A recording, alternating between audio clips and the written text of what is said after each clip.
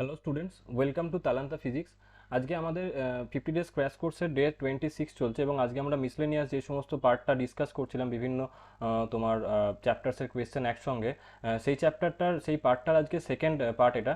তো প্রথম কোয়েশ্চেনটা চলে আসি, বলছে যে একটা glass flask is filled up to a mark with 50 cc। তো একটা গ্লাস ফ্লাস্ক আছে যেখানে 50 cc অব্দি মার্ক করা আছে of mercury at 18 degree centigrade.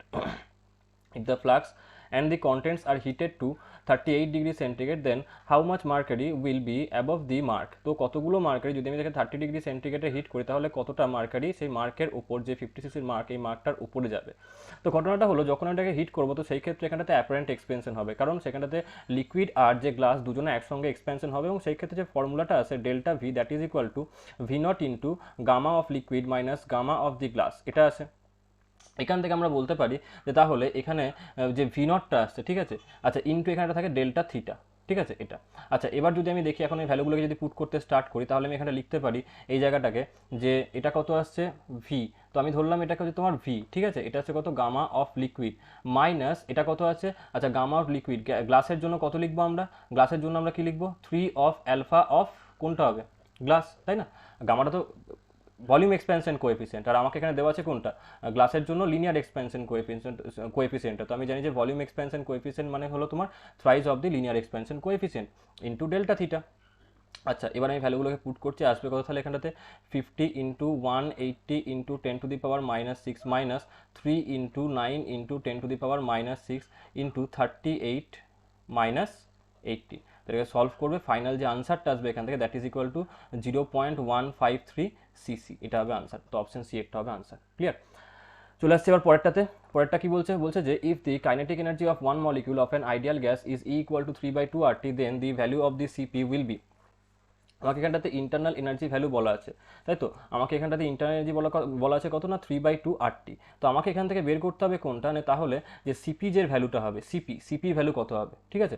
তো দেখো ঘটনা হলো যে যখন আমি সিপির ভ্যালু বের করব, প্রথম যেটা আমার কোয়েশ্চেন, মানে প্রথম যেটা আমার আসবে সেটা হলো, আমি জানি যে সিভি এর মানে কত হয়, ডিই বাই ডিটি, আর তার মানে আমরা লিখতে পারি সিভি মানে কত হয়, 3/2 ইন্টু RT, তাই তো, এটাকে আমরা জানি। ক্লিয়ার? তো এখান থেকে আমি বলতে পারি তাহলে সিপি সমান কত হবে, না সিপি সমান হয়ে যাবে 3/2R প্লাস আর, তাহলে এখান থেকে আমি লিখতে পারি 5/2R। 5/2R মানে কত আসবে না, 2.5R। তাহলে এটা আসবে আমার কাছে সিপির ভ্যালু। চলে আসছে আমি পরেরটাতে চলে আসে আমি। আচ্ছা, নেক্সট কোয়েশ্চেনটা কি আসছে, আচ্ছা এক সেকেন্ড, আগের যে কোয়েশ্চেনটা ওখানটাতে যেহেতু আমি ডি/ডিটি লিখছি তাহলে টিটা থাকবে না, সরি, যেই কারণে তোমার সিভিটা আসবে 3/2R, যেটাকে এখানে পুট করলাম। চলো এবার আসছি কোয়েশ্চেন নাম্বার 3। কোয়েশ্চেন নাম্বার 3টা কি বলছে, কোয়েশ্চেন নাম্বার 3টা আমাকে বলেছে যে bar magnet of magnetic moment M vector is placed in a magnetic field B vector, then the torque acting on the magnet will be. তো যখন আমরা কোনো একটা টর্ককে অ্যাপ্লাই করতে যাবো সেই ক্ষেত্রে আমি জানি টর্কের ফর্মুলা কত, টর্কের ফর্মুলা হয় এম ক্রস বি, তাহলে এইটা হবে অপশনটা। একদম ক্লিয়ার, ফর্মুলা বেসড কোয়েশ্চেন। এই কোয়েশ্চেনটা করানোর কারণ এইটা, কারণ কি নিটের মধ্যে এরকম অনেকবার দেখা গেছে বিভিন্ন বছরে, ইভেন বিভিন্ন বছর কি প্রত্যেক বছরই ট্রেন্ডটা অবজার্ভ করা যায় যে সেই ক্ষেত্রে প্রত্যেক বছরই অ্যাটলিস্ট একটা রকম কোয়েশ্চেন থাকে যেটা পুরোপুরি ফর্মুলাটাকেই ওরা জিজ্ঞেস করে নেয়, এবং এটা প্রচুরবার হয়েছে এবং ভবিষ্যতে হওয়ার চান্স আছে, যেই জন্য জাস্ট আমি ফর্মুলাটাকে এখানটা দিয়ে একটা কোয়েশ্চেন করলাম। চলে আসছি পরের কোয়েশ্চেনটা কি বলছে, a phase difference between 2 points separated by 0.8 metre in a wave of frequency 120 hertz is π/2, then the wave velocity will be. আমাকে এটা কোনটা বার করতে বলছে, তাহলে ওয়েভের ভেলোসিটি কত হবে। তো আমি এটা জানি যে phase difference that is delta phi, that is equal to 2π/λ into delta x, এটাকে আমরা জানি। তাহলে আমরা বলতে পারি এখানে যে ফেজ ডিফারেন্স দেওয়া আছে that is equal to π/2, that is equal to 2π/λ into delta এক্সটা কত বলেছে, পাথ ডিফারেন্স 0.8। ক্লিয়ার? তো এখান থেকে আমরা বলতে পারি যে এখন যে ভেলোসিটি হবে, velocity that is equal two কত হয় না, ভেলোসিটি মানে হয়ে যায় তোমার এন ইন্টু ল্যামডা, তাই তো। ভেলোসিটি মানে কত হয় না, এন ইন্টু ল্যামডা।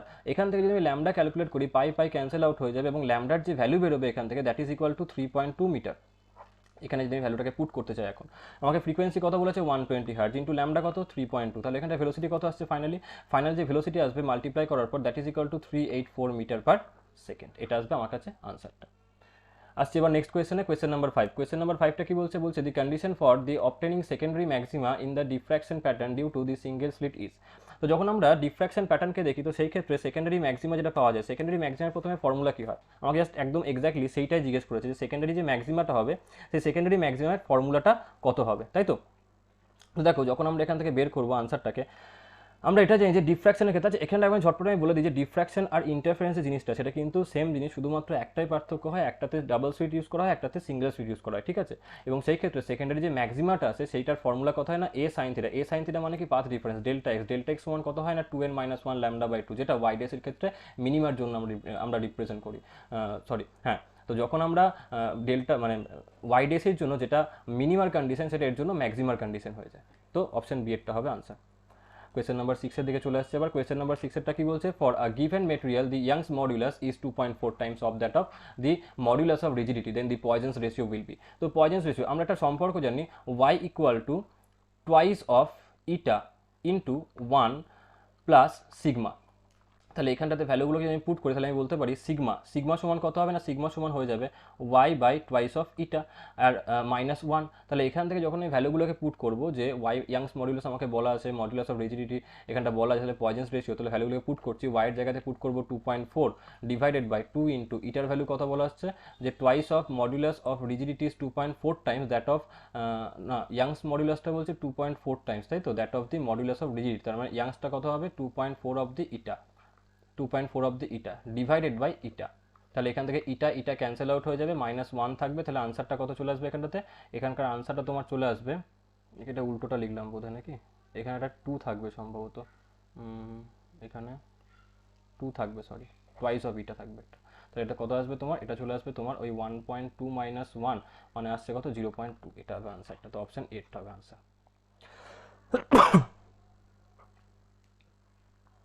চলে আসছে এবার কোয়েশ্চেন নাম্বার 7টাতে।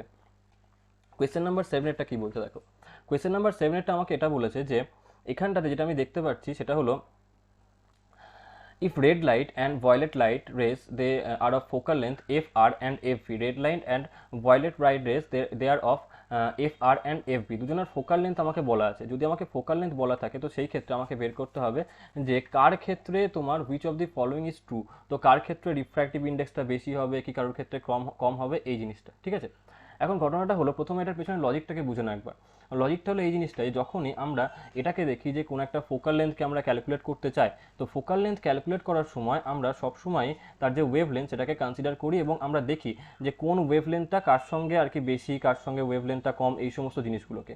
এবং এটাকে দেখা যায় যে যখন আমি এটাকে বলবো যে রেড লাইট আর তোমার ভয়েলেট লাইট, এদের মধ্যে আমরা একটা ফর্মুলা জানি, Cauchy's formula, that is mu is inversely proportional to lambda, এরকম to the power something power থাকে এখানটাতে। তো আমি বলতে পারি যে যার ক্ষেত্রে ল্যামডা বেশি তার ক্ষেত্রে মিউটা কম হবে, তাই তো। এখন যদি আমি অবজার্ভ করি তাহলে সেই ক্ষেত্রে আমি বলতে পারি যে যেহেতু ভয়েলেটের ক্ষেত্রে ল্যামডার ভ্যালু কম, তার মানে তার ক্ষেত্রে মিউর ভ্যালু বেশি হবে, তাহলে আনসারটা কোনটা হবে, mu v is greater than mu r. আসছি পরের কোয়েশ্চেনে, the electric potential Vx in a given region around the origin is given by Vx equal to 4x square volt. The electric charge enclosed in a cube of 1 meter side will be at its center will be.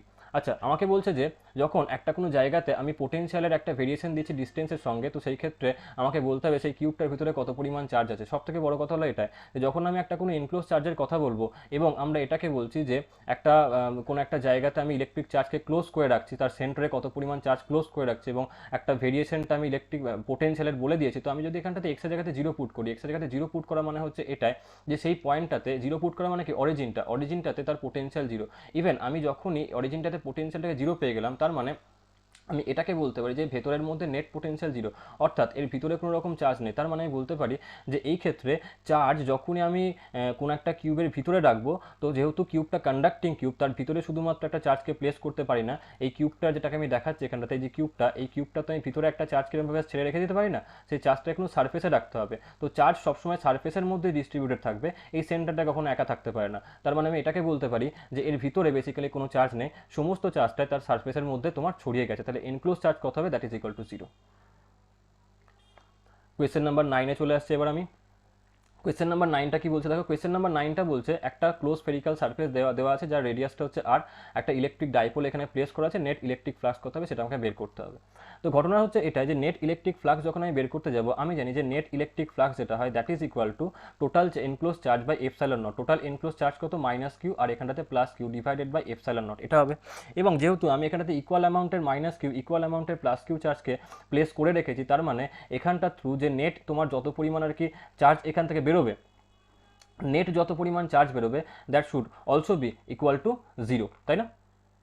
কারণ net flux কত হবে, minus q plus q divided by epsilon, তাহলে net flux কত আছে এখানে zero, তাহলে আমি বলতে পারি যে এটার আনসার কত আসবে, জিরো। তো সবসময় মনে রাখবে যখনই কোনো একটা ডাইপোলকে আমি কোনো একটা সার্ফেসের মধ্যে প্লেস করবো তার জন্য নেট ফ্লাক্স যেটা হবে সেই সার্ফেসটা থ্রু সেটা হবে জিরো। কেন কি, তার কারণ হলো একটাই, যে প্লাস কিউ চার্জটা যেই পরিমাণ ফ্লাক্স দেবে যেই দিকে, উল্টো দিকে মাইনাস কিউ চার্জের জন্য ফ্লাক্সটাকে পাবো, সো নেট ফ্লাক্স জিরো হয়ে যাবে। আর যেই কারণে আমি এখান থেকে বলতে পারি যে এনক্লোজ চার্জ যদি minus Q R plus Q হয় তো মিলে কত হবে, টোটাল জিরো। তো যেই জন্য আমি বলতে পারি যে এখানটাতে নেট চার্জ কত হবে, তোমার নেট ফ্লাক্স কত হবে, that is equal to zero.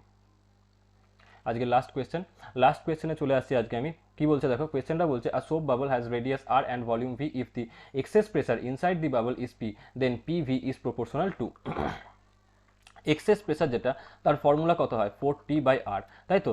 এখন আমি বলতে পারি পিভি এর মানে কত হয়, পিভি মানে হচ্ছে 4t divided by r into 4/3 pi into r cube, তাই তো? আর এখান থেকে আমি বলতে পারি যে 16t divided by 3 pi r square, তাহলে এখান থেকে আমি কি পাচ্ছি যে PV is proportional to r square, তাহলে আনসারটা কোনটা আসবে, এটা। তো আশা করছি তোমাদের ভিডিওটা খুব ভালো লেগেছে। আমি জানি একটুখানি স্পিডে বলেছি ভিডিওটার মধ্যে, যাতে করে ভিডিওটার লেন্থটা একটুখানি কম হয়। তো তোমরা কি করবে, তোমাদের যদি প্রবলেম হয় তোমরা ভিডিওর স্পিডটাকে একটুখানি স্লো করে নেবে এবং তোমরা পজ করে করে সমস্ত প্রবলেমসগুলোকে সলভ করবে। নেক্সট ভিডিওতে আমরা আরেকটা মিসলেনিয়াস পার্ট নিয়ে আসবো এবং তখন তোমাদের সঙ্গে আরেকটা 10টা কোয়েশ্চেন নিয়ে আমরা ডিসকাস করবো। So thanks for watching again. এটাকে শেয়ার করো, লাইক করো এবং তোমাদের যা যা ডাউট আমাদেরকে কমেন্টের মাধ্যমে জানাতে ভুলো না, তাতে করে আমরা আরও বেশি ইন্সপায়ার হয় তোমাদেরকে ভিডিওগুলোকে ভালো কন্টেন্টকে ডেলিভার করার জন্য। So thanks for watching again. Next ভিডিওতে আমরা আবার দেখা করবো অন্য একটা টপিক নিয়ে।